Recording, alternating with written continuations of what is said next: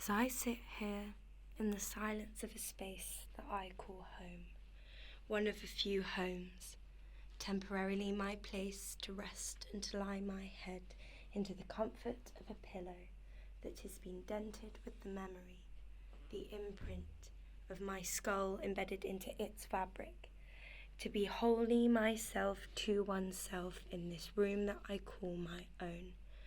But now I look out my window, the light has faded to dark. My room conflicted with envy for evenings confiding with the daytime, an agreement organised by something that is higher than me. But now I see that soon this room will not be my own, it will be someone else's own, wrapped in their own self-expression, their own possessions and personal belongings, I guess, where mine will be packed away into a suitcase that will be dragged behind me, 2 steps behind me, with my life in that bag and that bag, seeing what will be my life before and after my sight. I will be somewhere else, but yet I don't know what that place may be, so I guess I feel uncertain, on edge for the unknown. You see, I make promises to myself for something I do not know for definite, that it will all be fine.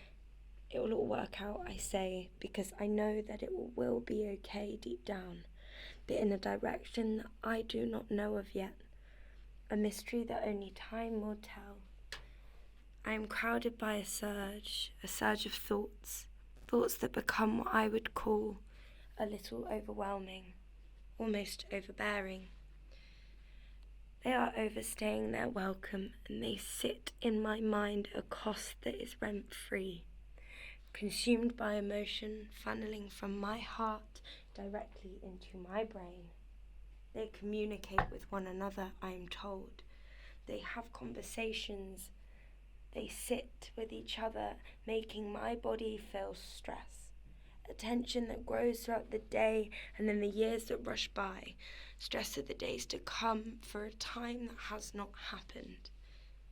The muscles tightening, then easing into a malleable stone.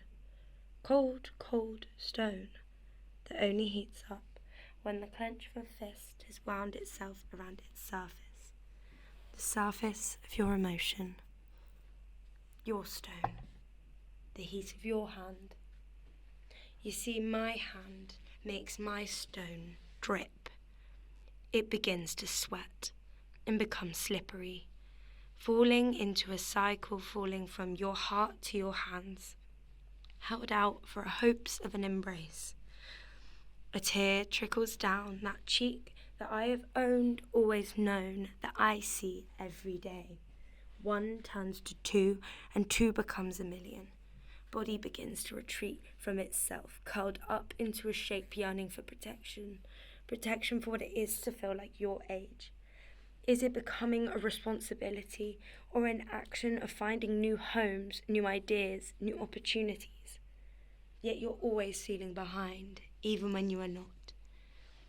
This, I am told, is growing older, growing up, and adulthood becoming a hand to hold but not to rely upon, but as a guide to navigate the waters of the unknown, the depth of what it is that you want, to know your desires, how your time left will be spent, what it is that you want to fill your years with, all before the ripe old age of 20, to know a life that belongs to you, to understand its path and its windy roads, all before turning 21.